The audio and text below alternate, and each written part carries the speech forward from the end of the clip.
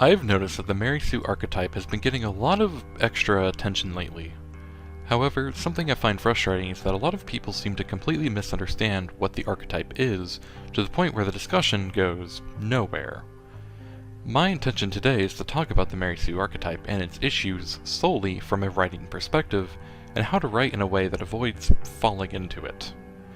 The most important thing to note about the Mary Sue archetype is that characters that fall into it do not have to be female. This wouldn't be the most important thing, but unfortunately it's what most people think the Mary Sue archetype is. One particular group of people accuse any female protagonist of being one, and another particular group has fallen into the trap of saying that Mary Sues are actually a good thing because they empower women. Both are equally false. The archetype is called Mary Sue because it is named after a character in a Star Trek fanfiction.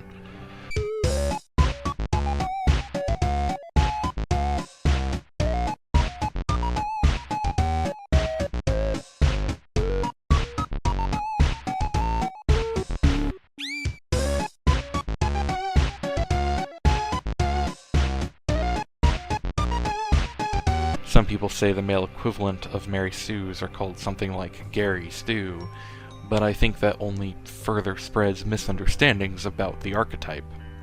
Only by removing gender from this archetype entirely do the fundamental mechanical flaws of the archetype become obvious enough for people to put away their biases and see the archetype for what it is: bad writing.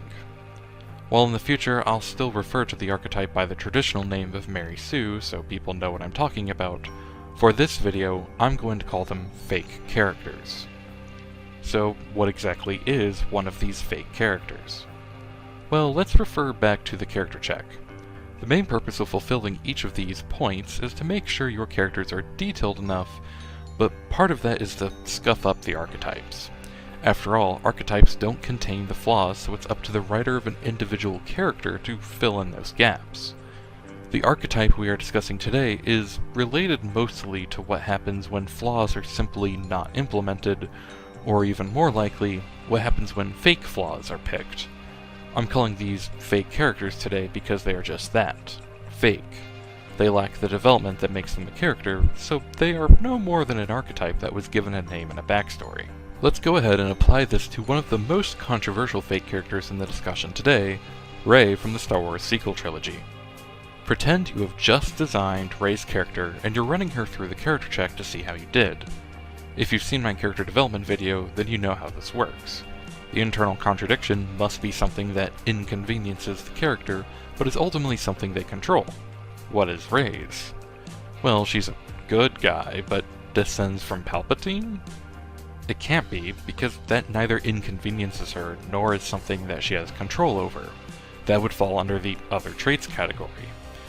Immediately, it's obvious that she's at best a half-baked character because there's nothing she's really struggling with internally. It's odd because there's a whole scene where she is grappling with herself, but it doesn't connect with anything she actively does for the plot. You can't even do a basic, well, she had to leave home answer because she lived alone and didn't like Jakku at all. There's no sacrifice in leaving because she had always wanted to leave anyway. Now, character flaws generally derive from and closely relate to the internal conflict. For example, if a character leads an Alcoholics Anonymous group but also refuses to seek help with a painkiller addiction, then you can build character flaws like living in denial, dishonesty to themselves and others, imposter syndrome, and so on. Without a genuine internal conflict, writing meaningful flaws is almost impossible. What instead happens is that any character flaws that are implemented either feel tacked on, pointless, or both. It usually takes the form of things that end up being almost endearing to the character, such as clumsiness or speaking without a filter. Such flaws aren't meaningful because they rarely have lasting consequences that matter to the plot. At most, you get moments intended for humor or some comments or facepalms from other characters. The flaws need to actually hold a character back, much like real people and their own struggles.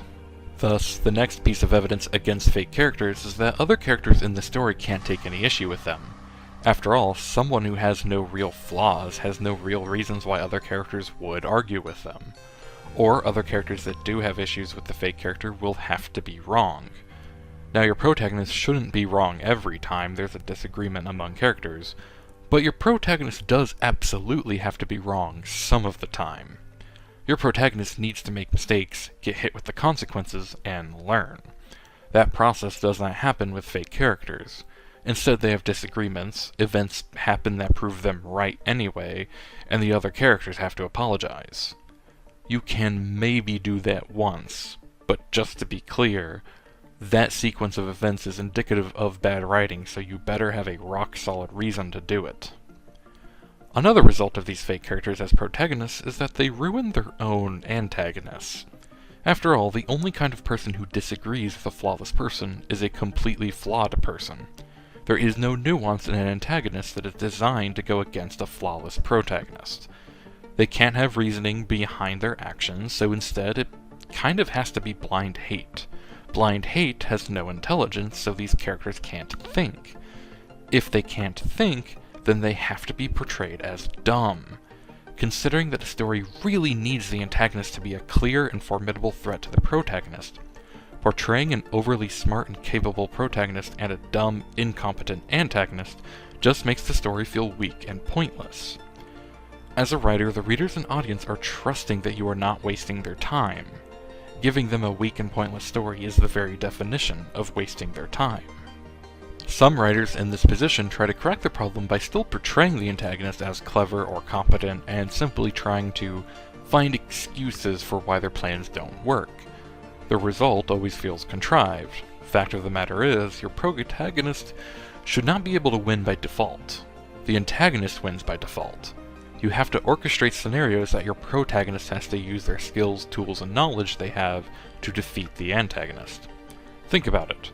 How can you expect your readers or audience to be excited about anything your protagonist does if the antagonist they are fighting is completely inept? Another aspect of fake characters is that, without flaws, there are no margins that establish their abilities. An example is when a protagonist is suddenly smarter than an actual expert for no explainable reason. If there is a scientist who can't figure out some problem, and your inexperienced protagonist waltzes up and fixes it with a single question or simple solution, then you need a complete rewrite. There is no scenario where that story is working mechanically. Or, if your protagonist is an expert, they need to act like an expert. Experts usually treat other experts with respect, and the knowledge gap is generally quite minimal. So in that same situation, the question or solution can't be some obvious answer that makes the other character look dumb.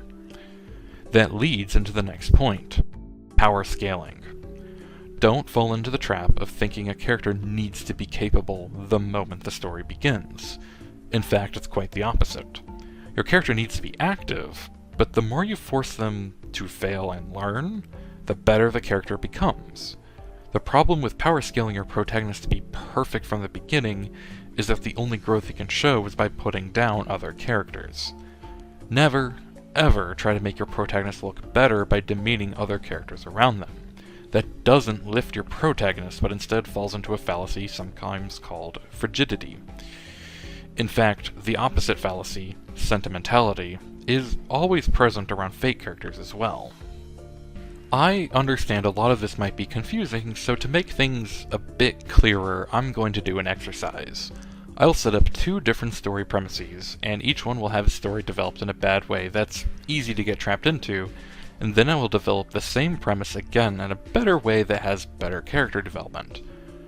For our first premise, let's go with a common story premise of overthrowing an oppressive regime.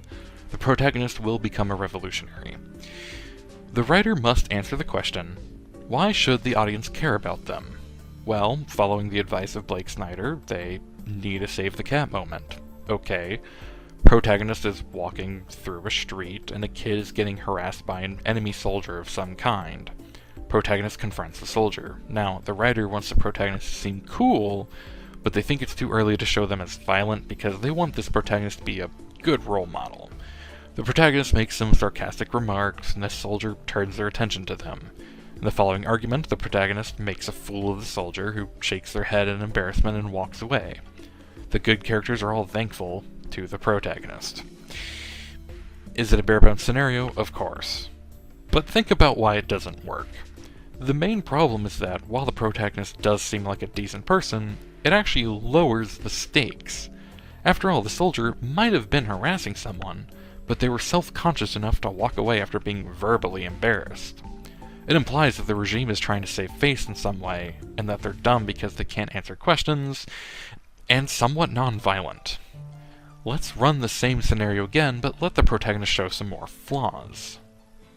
Enemy soldiers harassing the kid. Protagonist is drunk because alcohol makes them feel more numb to the state of the world they live in, but the alcohol also means they're more willing to act out.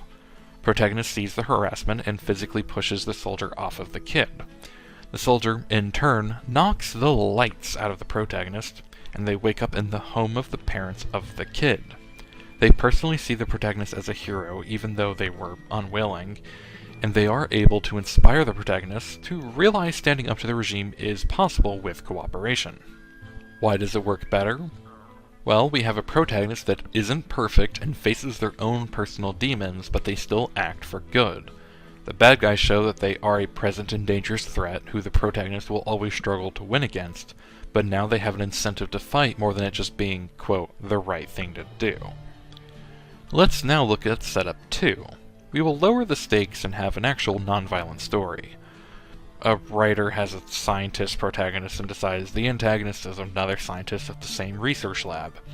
The protagonist and the antagonist find themselves in the break room and begin speaking jargon because the writer wants them to seem smart. But then the protagonist backs the antagonist into a corner in an argument because they are simply smarter.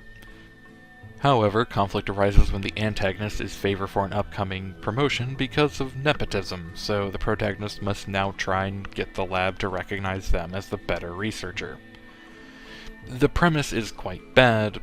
While social issues like nepotism are a very real situation many have to fight every day, a writer needs to make sure a story isn't just airing out grievances. Another way of putting it is that the thing the story is about can never be the only thing the story is about. Just because a story is an allegory of a social issue does not mean it was well written. Instead, the issue needs to be actualized within the story. Let's redo it. If the protagonist and antagonist both have their own projects they are working on, let's say the protagonist had a testing space reserved, but the antagonist was able to take it anyway because of nepotism. Let's also say that, instead of a childish argument between the two, the antagonist just actually screws up the experiment. Then we can even have one of the unintended consequences of that experiment be something that catches the protagonist's attention and begins studying it in earnest instead of their own project, which allows all sorts of headroom for writing both the character and the plot. For example, what if neglecting the project they were assigned to do in favor of this new one is a risk to not only losing a chance at the promotion, but losing their current job? While those two scenarios are by no means comprehensive, I want you to see an important lesson. It is incredibly easy to write stories like the first versions of both scenarios, but they're easy for a reason. Those stories don't work. You need to develop your protagonist by showing their own virtues and vices. You can't do it by cutting down other characters to make the protagonist seem simply better by comparison. Such writing leads to these so-called fake characters, and it infects the stories they inhabit. The only true solution is to just write characters as people, flaws and all. And the only way to do that is to keep writing.